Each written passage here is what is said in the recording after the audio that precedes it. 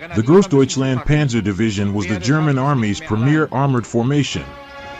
Staffed exclusively by volunteers and attracting the cream of Germany's young officers, it quickly established a reputation for excellence on the battlefield.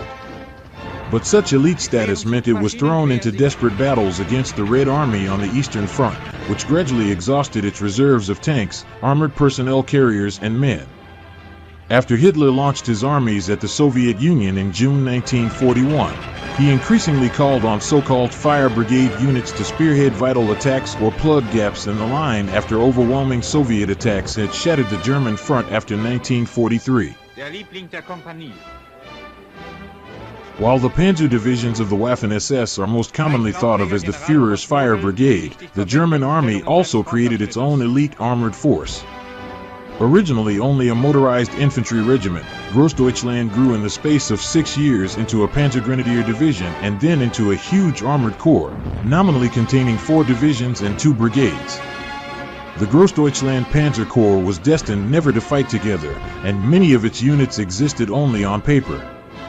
The very name Großdeutschland, or Greater Germany, summed up the ethos of the unit. It was no ordinary line unit but the German Army's premier fighting force, containing its most experienced and professional officers and soldiers.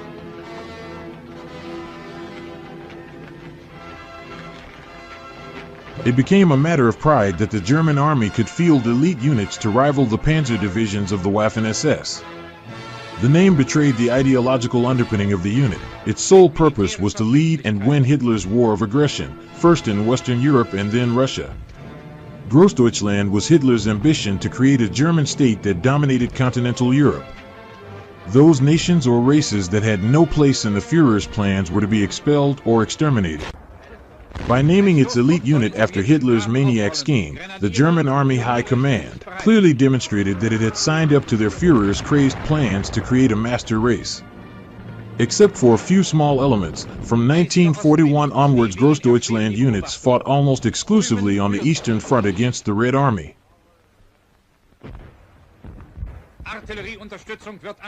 In January 1943, Großdeutschland was ordered to be pulled out of the line and moved south to join a major offensive to relieve the 6th Army.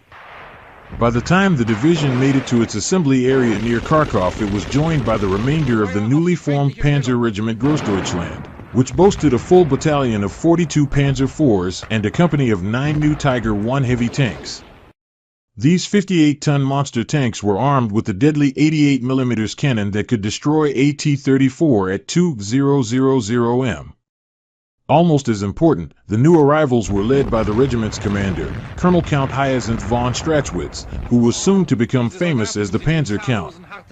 He was already a hero from World War I, when he had led a German raiding party into Paris. The division had only just escaped from encirclement in Kharkov, when the newly reinforced Panzer Regiment was ordered to lead a major German counterattack to turn back the Soviet winter offensive. Von Strachwitz led his panzers forward with considerable dash during March 1943, pushing forward at a great pace until it was engaged by the Soviet 2nd Tank Corps.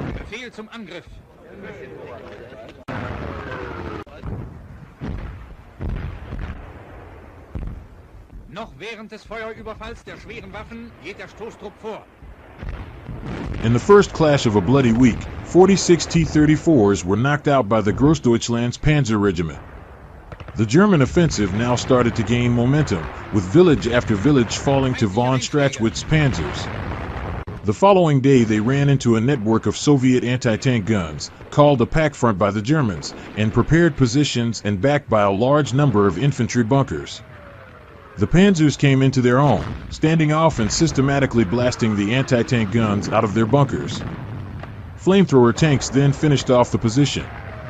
As the attack rolled forward, on March 16 another 30 T-34s were destroyed by the panzers when they surprised a Soviet tank brigade in its assembly area. More Soviet tanks were thrown into the battle 2 days later, but von Strachwitz heard the tanks coming and quickly deployed his panzers to surprise the advancing Soviets. The panzers were driven into peasant huts to hide them, and von Strachwitz ordered his gunners to hold their fire.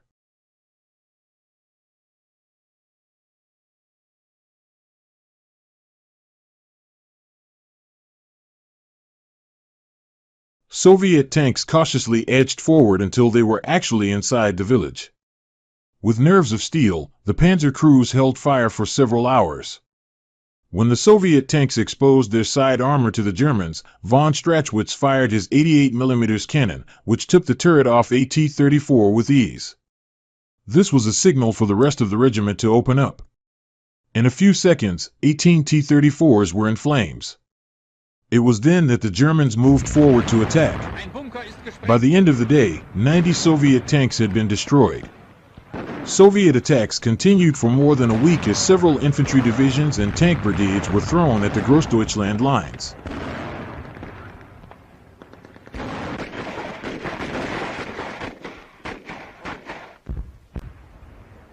Die überlebenden Sowjets werden zurückgebracht.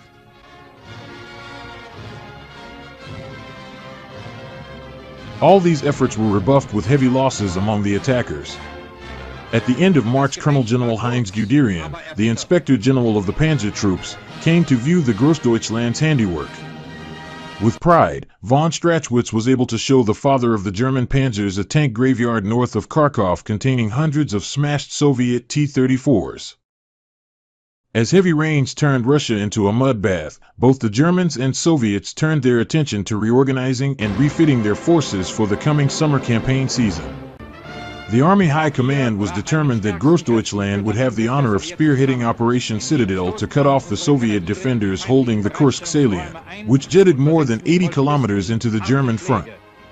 It became fashionable among aristocratic, middle-ranking officers to join the Großdeutschland as a way to gain battle experience, medals, and promotion. It was also seen as important to ensure the German army was not totally eclipsed by the Waffen-SS.